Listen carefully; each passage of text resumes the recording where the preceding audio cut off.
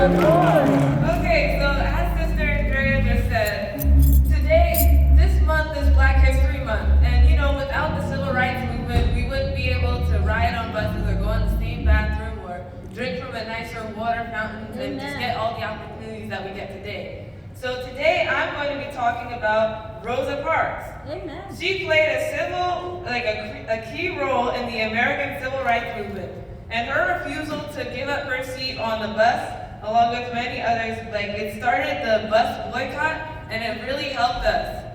And because of her, we get to ride the bus, in the front. And back then, the bus drivers would even refuse the Black people to get on the bus, even after they paid. And that really was unfair. So today I'm going to go into further detail about that movement. The Montgomery bus boycott with the Civil Rights Movement, that's when African Americans refused to ride the buses in Montgomery, Alabama in protest of the city's bus segregation laws.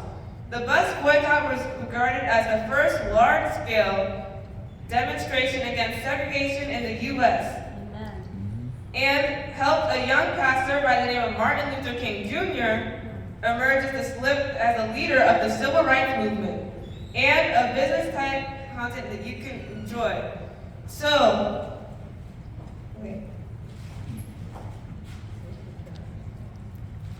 without further ado, let's get started. In the middle of the 20th century, Jim Crow not only separated races, but controlled every aspect of African Americans' lives.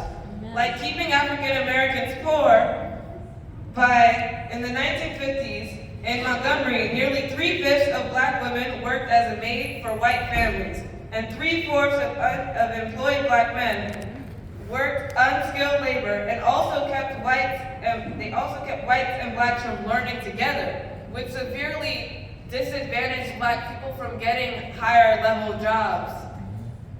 Amen. They also played a role in public transportation. They stopped us from riding in the front of the bus in public transportation and often made you sit in the back of the bus. For example, if there were 4 Black people sitting in one spot in the bus and there wasn't enough space and the white person came on, then 4 of those Black people would have to move in order just for one white person to come and sit on the bus.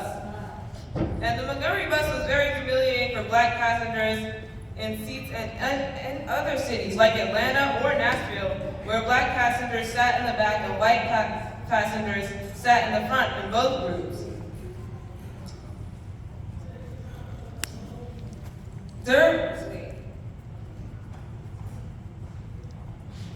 They had to re-enter. So how the whole process worked was that when Black people would enter the bus and pay in the front, they would have to re-enter through the back door in order to sit in the bus. And this whole elaborate process made it so that Black people that sat in the bus would feel lesser than white people. And that's one of the institutional things that they put in place for racism. One second. Doing a good job. Jim Crow and many other bus drivers went beyond even the segregation laws.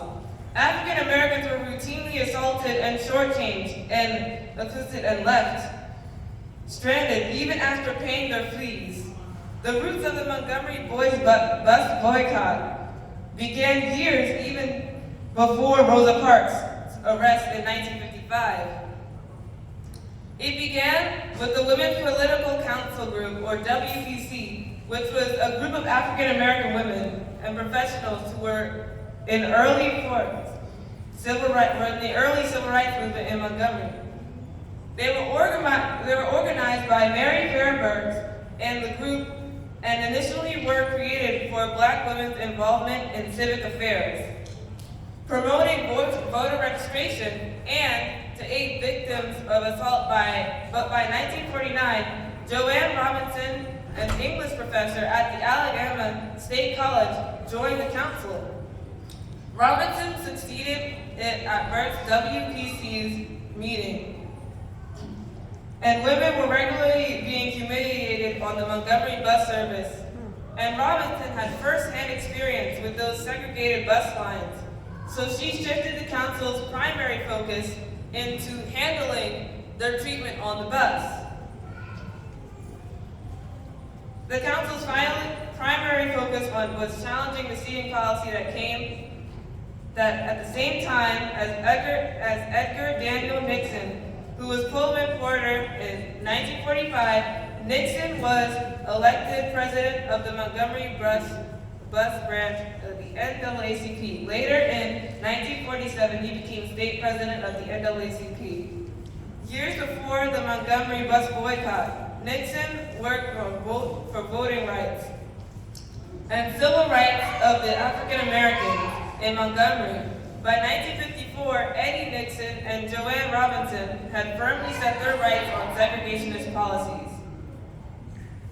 And the city's bus line, and they regularly met with the mayor at A.W. Gale and outlined the changes that they sought. The first woman that actually refused to get up from her seat was Claudette Coleman. And she later went to jail because she decided not to give up her seat. But she wasn't put as the face of the Black History movement because she was very young. And so they didn't allow her to be the face of it. But then they found Rosa Parks. And Rosa Parks was a very accomplished woman. So she was the first to get the movement, the second person to get the movement started. And she even went to jail, and this is her jail number that she had when she had to go to jail, just for refusing to give up her seat on the bus. That's crazy. Isn't that crazy though? You're just refusing to give up your seat on the bus, and then you go to jail. And then they also fined her later $15 as a ticket. And although that's not much today, $15 in 1950 was $186 today. So, that's a big amount of money just to come out from someone's account just because they refused to get up from a seat. Though later, their hard work, really made an impact because on November 13, 1956, the U.S. Supreme Court upheld the lower court's ruling that bus segregation violated due process and equal protection clauses of the 14th Amendment, which led to the successful end of the bus boycott on December 20th, 1956. And with the help of 40,000 people across the South, that they all rallied together in the churches to persuade them to stop riding the buses. It really helped because Black people actually get like 75% of people that ride the bus. So they knew that if they all bound together with unity and stopped riding for a couple weeks, then that meant that it would have a really big impact, and it did. Amen. And so if those people could do something in the world, then you can too.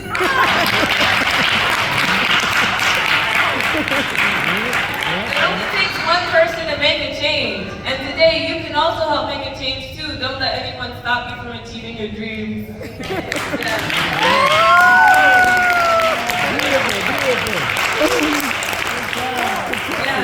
Everyone has obstacles and trials and tribulations in their lives, but if you push through it at the end, then your reward will be greater than all of the suffering that you've gone through. Amen. And so let us be an inspiration to you. And I hope this inspires you today. Thank you for having me.